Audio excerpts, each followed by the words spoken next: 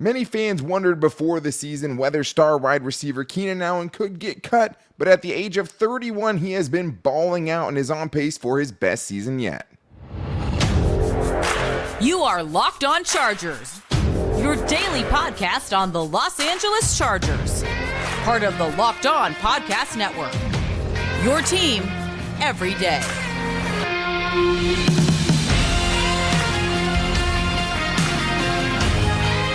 What is up, and welcome into the Locked On Chargers podcast. I'm your host, Daniel Wade, joined as always by my co-host, David Drogemeyer, and we've been covering the Chargers for 8 seasons together, but this is our 6th year as the host of the Locked On Chargers podcast, bringing you your team every day. Thank you guys, as always, for making this your first listen today, and to make sure you never miss the show, go subscribe or follow for free on the Locked On Chargers YouTube channel, and listen wherever you get your podcast from. David, what do we got today? Today, Daniel, we're going to start out by giving Keenan Allen his flowers, giving him some much-deserved respect because he's on pace for one of his best seasons of his 11-year career. And then we're going to get into what the Chargers have to do, what they need to fix in order to go on a playoff run. Yeah, and there's a lot to it, right? But Daniel Popper from The Athletic came up with a lot of reasons we were thinking, the Chargers need to do to get this season right and get back on track of the playoffs with a really tough schedule ahead of them. But today's episode is brought to you by Game Time. Download the Game Time app, create an account, and use code LOCKEDONNFL for $20 off your first purchase. Last-minute tickets, lowest price, guaranteed. David, it's the bye week, and we wanted to talk about something we haven't really had a chance to focus on yet, and that is the fact that Chargers star wide receiver Keenan Allen has been putting up bananas numbers over the first 4 games of the year. I mean, he has just been ridiculous at the age of 31 to do what he's been able to do, and to show that he is still a true number 1 wide receiver at this age has been remarkable. David, through 4 games this season, 35 catches, 434 yards, 12.4 average per catch, and 3 touchdowns. The touchdowns have never been a huge part of his game. Easily on pace for him to smash all of his career highs. I mean, we are witnessing so far a truly special season from 13. It's just so awesome to see. It's just so awesome to see, especially after last year where he had the hamstring injury, where that was kind of a, just an ongoing saga. Yeah. Is he going to come back? Is he not going to come back? He's going to have a setback. And then when he does come back and he is healthy, he was one of the most productive wide receivers in the NFL by a per game stat basis. And one of the things I love just with Keenan Allen this year is he's still just as effective getting those first downs. He leads the team by a lot. He has 19 first downs through the first 4 games, which is 10 more than anybody else on the team. So when you need a first down, when you need a conversion, also over half of his catches have gone for a first down. So Keenan Allen just being an unbelievable contributor to this Chargers team, a catalyst to this Chargers offense. This Chargers offense goes right now as Keenan Allen goes, and he's going really good.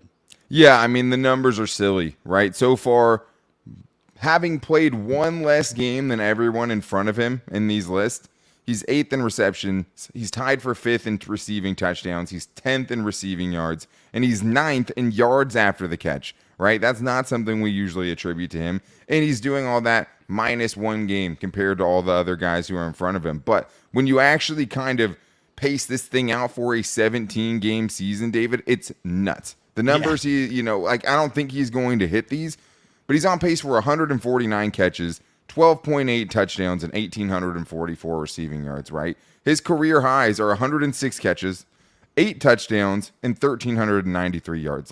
He is on pace to absolutely smash all of those numbers. And right now he's averaging 108.5 yards per game, 8.75 catches per game, and almost a touchdown per game at this point. It's just insane. He does not get the credit he deserves, right, as far as being one of the best receivers in the NFL, and he's absolutely been that in 2023. And if he continues on this trajectory, he's going to smash Chargers single season franchise records, right? He's going to beat Lance Allworth for most receiving yards in the season. He's going to not just beat them, but bury them. And I don't know if he's going to hit those numbers, David, but even if he's anywhere close, he's going to have easily his best year. Oh, yeah. I mean, the numbers, when I was doing the same calculations, I was like, oh, my goodness. There's no way this is going to happen. I mean, but could you imagine at 31 years old getting over 1,700 receiving yards? I mean, my goodness. I mean, when he has to stay healthy too, right? Sure, that's a big part of it. But it is. he has stayed healthy for the most part. Like, that's the thing I think people forget is, like, before last season, common misconception. 5 straight seasons of basically 100 catches and 1,000 receiving yards, every missing, 2 games or less. Like, that's been a big thing. But the biggest thing for him this year, David, is being used as more of a big playmaker. That's easily the biggest thing where you're trying to say, hey, what's different this year with Keenan Allen? It's how Kellen Moore is using him, and it's how the Chargers are targeting him. Yeah, I mean, we're talking about Keenan Allen here having a reception of over 20 yards in every single game that the Chargers have played this year, and that has not necessarily been Keenan Allen's game. I mean, we know on the slot, on the option routes, on those slant routes, the drag routes, Keenan Allen's is darn near impossible to cover on those routes.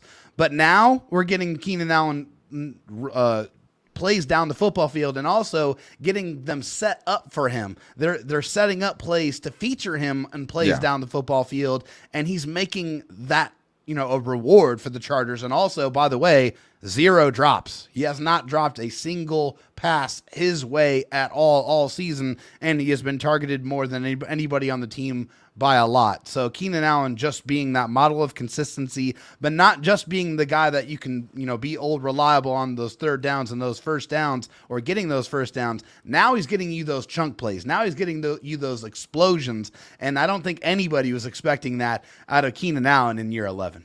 I mean, we were hoping so, right? But like a lot of the talk was always, hey, the Chargers need to get more explosive on offense, and they just didn't think that Keenan Allen at 31. Yeah, you were looking at anybody else was going to be that guy, right? You wanted to get all, Jalen Hyatt's and all these super fast guys, but it's like, actually, it's Keenan Allen who's the big playmaker for this team. But, I mean, David, he's averaging 2 20-plus yard catches a game. He has 8 so far in this young season, and that's awesome. Minus a game than most of the other receivers in the league so far. I mean, he's tied for 8th in that regard right now. But the crazy thing is right now he's on pace for 34 catches of 20 or more yards. Justin Jefferson led the NFL in that category last year, and he had 28. Wow. Tyreek Hill had 25 20-plus yard catches in 2022, and Keenan Allen right now is on pace for 34. It's insane. Like, to think that this guy in this offense has been able to do that down the field is something we just couldn't totally expect, and at least didn't think it would be from him. Keenan Allen is absolutely balling out, and I think now the thing is, David, is finding a way to continue to feature him, continue to have him put up these monster games without the presence of Mike Williams, because Mike Williams was such a big part of this offense, and teams are going to pay him much more attention now that Mike Williams is out of the lineup.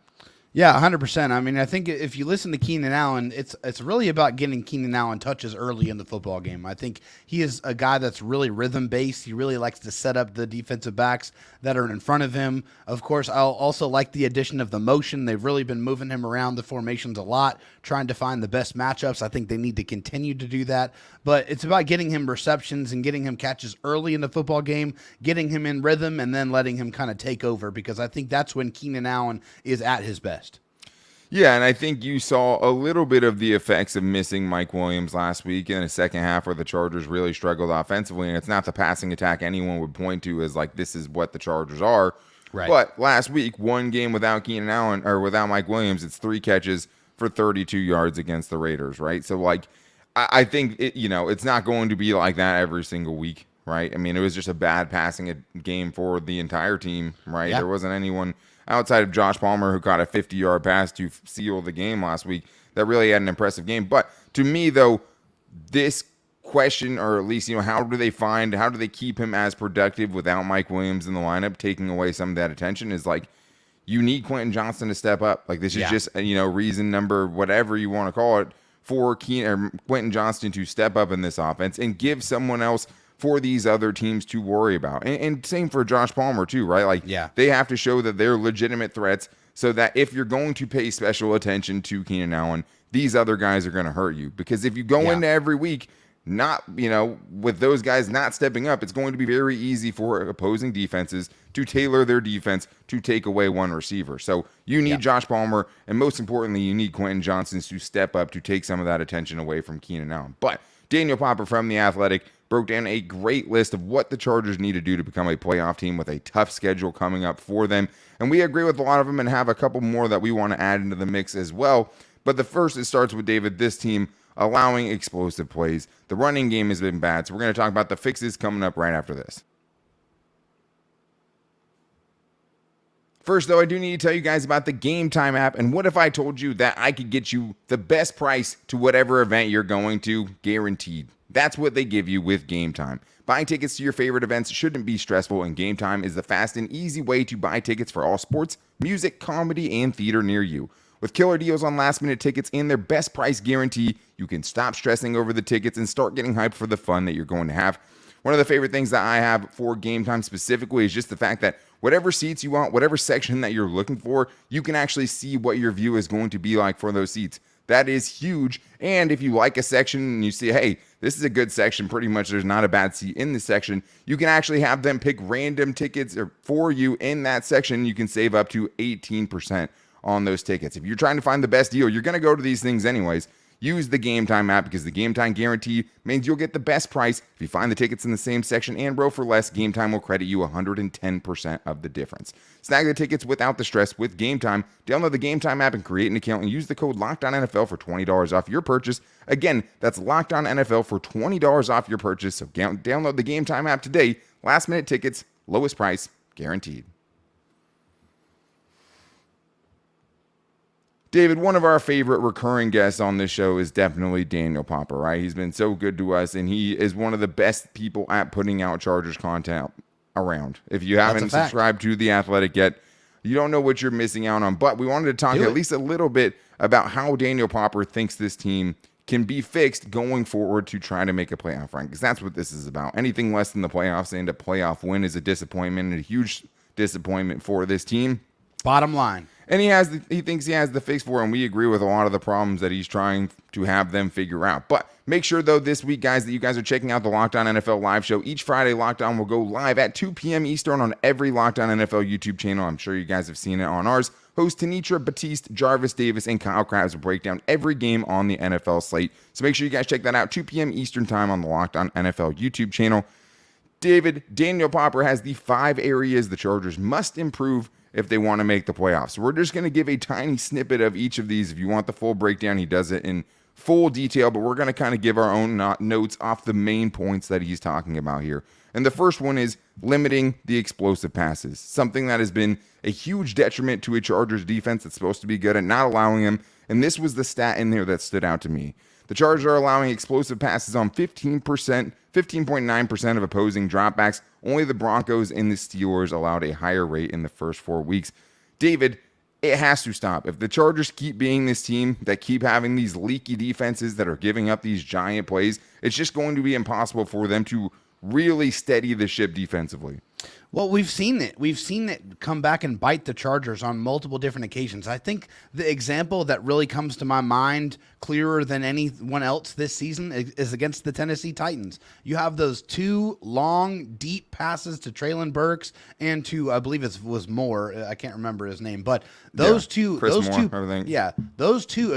passes, those 2 50-plus yard passing plays, both set up touchdowns for the Tennessee Titans. And, those were plays that if you take those away, you're able to eliminate those. The Chargers probably win that football game. And we're talking about a 3-2 at minimum, or a 3-1 team. Yeah. A 3-1 team here. Yeah, sorry. A 3-1 team. So those explosive plays, they change the trajectory and the momentum of the team that you're going up against. You get in that 3rd and long situation, you think you're about to get off the field, and then bam, you give up an explosive play, and now your defense is on the field even longer, and you get even more tired and even more worn out. Yeah, and I think the big thing to me here, and just something that I feel like I've recognized, is just it seems like it's always happening on first down, actually. Yeah. Like when the Chargers actually have a chance to set up for it, unless it's a, dump off that Josh Jacobs takes for 20 yards on 3rd and 18, like they're usually pretty well prepared. Where teams are getting them is on first down when the Chargers think it's going to be a run play and they get hit over the top with one-on-one matchups down the field. Last game was the first game we didn't see them give up a 30-yard reception, so it's definitely moving at least in the right, they're going in the right direction. Yeah. But at the same time, though, like it's been bad, not just at the end of games, but at the end of halves in general. Like how many times have we seen a big play at the end of the first half that allows the other team to get some momentum going into halftime? Or it's right after a big play from the Chargers or a touchdown from the Chargers. It seems like it's happened every single time after that, and they just steal that momentum you just established because you gave up that explosive play. It's happened way too much. It's got to stop. Well, in that second one you're talking about from that Titans game, I mean, immediately led to the game winning or, the go-ahead touchdown that made the Chargers have to come back in that game. But the explosive runs are a big part of this too, because the Chargers' run defense has been better overall, but the Chargers, only 6 teams have allowed more 10-plus yard carries than the Chargers so far this season going into week 5, right? There's teams that's different now, but when all the teams had played the same amount of games, only 6 teams have been worse at stopping 10-plus yard runs than the Chargers. That's from Arjun Manan, who has a bunch of good stats. But that was, hey, it's not just the explosive passes, it's the explosive runs as well, even though the run defense has been better in general. It has. But what has totally disappeared, David, is Daniel Popper's second point here, second thing that needs to get fixed, which is the running game, which over the last 3 weeks has kind of totally fallen asleep without Austin Ekeler. Yeah, I mean, it's been bad. I mean, I think the stat that kind of came to mind for me in this section here is the Chargers ranked 29th in EPA per designed rush in week 2 through week 4. Most concerning, 29% of those designed rushes went for 0 or negative yards in that span. That's disgusting. I mean, we're talking about having Kellen Moore coming in who has, a better rushing scheme that we're feeling like is going to be able to, put them in position to go north and south and at least get, some yards to churn out to keep you ahead of the sticks. The last few weeks, that has not happened. And of course, Austin Ekeler is a huge part of that. Corey Linsley being absent is a huge part of that. But those are, the variables that you knew you were going to have to deal with. And you have other players that you believe in that can get that job done. Joshua Kelly, I think he's been kind of up and down. Isaiah Spiller hasn't really gotten enough touches. Either way, whoever's been toting the rock has not been doing very well efficiently trying to stay ahead of the sticks for the Chargers. Yeah, I mean, I think, if you're taking away Darius Davis, right, who's been awesome and has had some big runs for them, over the last 3 weeks, the Chargers running backs have been pretty non-productive, right? I mean, they had 91 rushing yards combined in weeks 2 and 3. And last week, if you're just taking the running backs and excluding Darius Davis, it was 22 carries for 77 yards at 3.6 yards per carry. So nice to have a 100-yard rushing game, but it wasn't all from the guys you want it to be from, right? Justin Herbert chips at 27. Darius Davis has a 51-yard run. Kind of skews the numbers there. So keep Darius Davis involved, but the rest of the guys have to be a lot better. There's no reason they shouldn't be better than what we've seen. We've seen a lot of bad rushing teams. We were hoping this wouldn't be one of them. They can't be down the stretch because if they are, that's when you see the long lulls offensively. That's where you have an entire half where you don't go out and score a point. That happens when you're not a balanced team. That happens when you don't have a rushing attack. And if you're talking about supporting Justin Herbert, give the man a running game. This was supposed to be it. It has to be better down the stretch. But the third one we have to get here from Daniel Popper that has to be fixed by the Chargers is the third down defensive penalties, David, which has been crazy. This is the stat I took away from that. Factoring in the 6 penalties, because most third down percentages you look at aren't going to include the penalties that have given teams free first downs from the Chargers. The Chargers' third down conversion rate allowed rises to 39.6%. The league average is 39.7%. So when the Chargers don't get penalties on third down, David, they're very good, but they can't stop having them, and that's the problem. It's so it's so annoying. I mean, as a fan and as an analyst, just watching. There's this nothing team, worse, dude. There's nothing worse than watching and waiting, because now after every third down, when the Chargers get a stop, and it happens more, you're waiting to see if the yellow pops up at the bottom of the screen, and you're assuming almost that it will, and that is terrible. Yeah, that's that feeling that just crawls under the back of your neck. Like, man, they have a great rush. They're gonna get off the field. They're gonna hit. They got the quarterback down. Oh no, it's a roughing the passer. Or oh no, it's an unsportsmanlike conduct penalty. Or oh no, it's a pass interference. It's happened way too much. The Chargers pass rush has been too good not to allow them to cook. Okay, allow them to get this defense off the field. That's been one of the few consistent parts of the Chargers defense the last few weeks. And if you're shooting yourself in the foot, not allowing that pass rush to do what it's been doing, then you're never going to get off the field. And then you're going to get tired out, and then they're going to run the ball down your throat and score a touchdown on you. And then you're going to lose the football game. It's really just as simple as that. And it's such a good point, because you have to trust your pass rush. You have a good enough pass rush where you have to be able to trust it. And I think it comes down to this, right? Trust your pass rush. Avoid the avoidable ones, because that's the problem too, is a lot of these have been super avoidable. And that's the most frustrating part. Make teams earn it against you. Be more disciplined. Make teams earn it against you, because when you do make them earn it against you, you're one of the best third down teams in the entire league. But when you add in these numbers, you're basically average. And with that pass rush, and third downs, you shouldn't be putting up those numbers. But there are more things the Chargers have to fix. I know. I mean, this team's a ways away from the playoffs. There's a couple more we have to talk about, including the one we came up with, putting teams away offensively, getting a chance in going and putting the dagger through their heart. And that starts with third down pass protection, which Daniel Popper brings up. So we're going to talk about why those things are so important coming up right after this. First, though, I do need to tell you guys to snap into the action this NFL season with FanDuel, America's #1 sportsbook. Right now, guys, with FanDuel, new customers get $200 in bonus bets guaranteed when you place a $5 bet. That's $200 in bonus bets, win or lose with FanDuel right now. So if you've been thinking about joining FanDuel, there's no better time to get in on the action. The app is super easy to use, and there's a wide range of betting options, which is what you want. I want all of the options at the buffet table available to me. So if you want to go spreads, if you want to go player props, if you want to go over-unders, whatever you're looking for, you can find it with FanDuel. Right now, guys, the Chargers have a huge game coming up against the Cowboys on Monday Night Football. They are currently a 2.5-point underdog. This goes to what we were talking about before. The Chargers having a chance to win a big game, having a chance to win the game as an underdog and get to over 500 for the first time this season. So if you guys want some action on that game and you want the player props or just the over-under or the point totals, whatever you want, visit FanDuel.com/lockedon and kick off the NFL season in style. FanDuel, official partner of the NFL. David, well, we know the Chargers need a lot to be able to fix this team and try to make a playoff run with 13 games straight coming up, right? So there's going to be a lot of bumps and bruises and a lot of things along the way. But if the Chargers, I agree with Daniel Popper, fix these main things, they will give themselves a good chance with a truly brutal schedule that they have coming up for the rest of the season. But a lot of things have to be fixed, including the third down pass protection. And this is the stat I took away from Daniel Popper on here, and he has a bunch of other good ones on this one on theathletic.com. But Herbert was pressured on 52.4% on his third down dropbacks through the first 4 games of the season, the 10th highest rate among qualified quarterbacks in that span. And David, it feels like in big moments with this team, the pass protection is not holding up.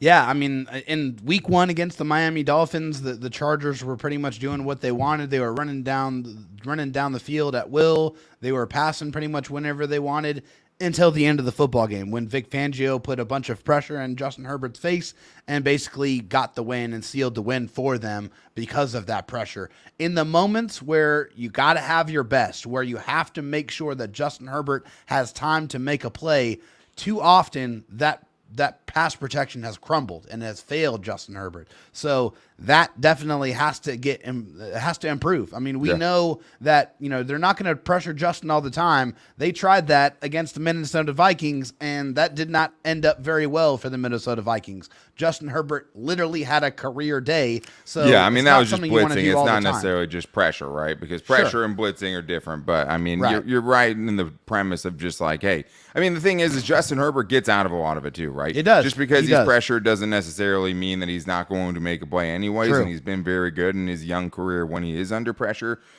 But to be giving up a higher pressure percentage than last season, a season where you had Corey Linsley in and out of the lineup, right? Not just missing the last game like he has this season, when you had Rashawn Slater out of the lineup for 14 games, when you had Matt Filer giving up pressure at a historic rate over the first half of the season, like the fact that this season is worse than that, there's no excuse for it. And now you have, someone like Micah Parsons coming up. And they've had a tough slate, right? You had Danielle Hunter. You had Jalen Phillips, who derailed that first game against the Dolphins. You've had to go up against Jeffrey Simmons. Yeah, Max Crosby for sure. Total game record. But, you're going to keep going up against those guys. Those guys are everywhere. It's the NFL, right? So, there's no excuse for it. And I think, hey, having more attempts down the field has probably been part of it because the Chargers have been throwing the ball much deeper than they have in years past under Joe Lombardi. And being a quarterback, that is part, pressures are a quarterback's tattoo. Justin Herbert has had times where he could step up in the pocket, and most of the time he's very good. But I do think getting Austin Ekeler back is going to help because the running back pass protection has been something that's been very down, I would say, since Austin Ekeler left. Yeah, lacking is a good word for it, too. But, there's always going to be a guy. There's always going to be a tough guy to block, and the Chargers just have to do a much better job of protecting Justin Herbert because, as we know, he's the most important part of this team. And also, when you do, Daniel, when you do protect him, he makes throws like he did to Josh Palmer to seal the victory and to be able to seal the win. Yeah. That is what he is capable of doing if you give him just that extra second. Justin Herbert is special in that way. Well, if you want to keep those explosive plays coming, that's what you need. Like, of course, in that one, he actually was right about to get hit as he delivered that 50-yard dime down the field, but still, like, every quarterback for the most part is better. But he moved around in the pocket enough to be able to make that and throw. he's really good at that. And he can avoid a lot of the pressure. And there's a reason the Chargers have still had a very, very good offense, even though we're talking about all these things that they have to fix. But, like, where this comes into play the most is where we are entering with our biggest thing that has to get fixed by the Chargers to make a playoff run this season, which is just putting teams away on offense, which to me has a lot to do with the third down pass protection, right? And also has a lot to do with the running game if you're trying to put teams away. The Chargers have had a lot of chances, David, to go put teams away with their offense, with the strength of their team this season. In late in games, it's been faltering. Yeah, I mean, the absence of the running game, I think, was most apparent in the Raiders game, where they had basically 9 rushing yards by running backs the entirety of the second half. Ugh. Like, it's just really, really hard to win football games when you can't impose your will and you can't run the football when other teams know that you're running the football. It just goes back to the stat that I put up earlier about all the design runs getting 0 or negative, yards rushing. And that can't happen. If you want to put teams away, you have to run the football. I mean, that is so crucially important. So hopefully with Austin Ekeler coming back, they're able to churn out more yards and they're able to put teams away and finish in victory formation, not putting it all on your defense to have to go make a play and go get a stop. Finish with the ball. The running game is a huge part of that. Yeah, and I think, the play to Josh Palmer at the end of that game is a step in the right direction. It is. Right? Like, that kept the Raiders from having another chance. It never should have gotten to that, right? It's not Sanders Jr. Take it back to the house if you have an opportunity. Oh, my goodness, Obviously, yes. there's so much. Yeah. But when you're looking at this team, I mean, the defense has put away 2 games, basically. Yeah. 2 end zone interceptions, red zone interceptions that have basically sealed games for them after the Chargers have come up short, because had a chance to win the game against the Dolphins down by 2, minute 50 seconds left, 2 timeouts, couldn't get it done. Chance to put the game on ice in the fourth quarter against the Titans multiple times, a chance to win it late in regulation after they went down with the touchdown, and a chance to win it in overtime. All of those fell through. And the last 2 games, you couldn't put the Vikings away, you couldn't put the Raiders away, and both of them ended in 4th and 1 disaster, right? The offense has been great. This is the one part of the offense that has to be better if the Chargers want to make a playoff run in 2023. Hands down. This one cannot be overlooked, though, either, David. I'm glad Daniel Popper had some love for the special teams, because we know how important it is. We know how much better the Chargers were last year. But the last thing he puts in here that they have to fix for a playoff run is the punt unit. And the stat here, David, to me that makes me cringe the most, I would say, is through 4 games this season, Chargers ranked 24th in punt EPA. That's the unit's 38.7 net average ranks 26th. Like, that's something that has to be better, because the Chargers aren't flipping the field when they can, and it's been hurting them offensively and defensively.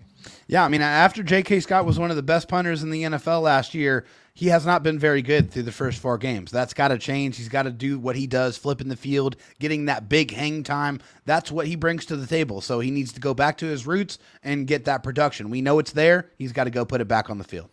Yeah, I mean, flipping the field's important. I mean, what he was brought in for was hang time. Basically, Brandon Staley took the approach to punting where it's like, okay, well, I'm going to take a little bit less in the yardage, and I just don't want anybody to have big returns against us, right? And I want to hold the field position advantage in that regard.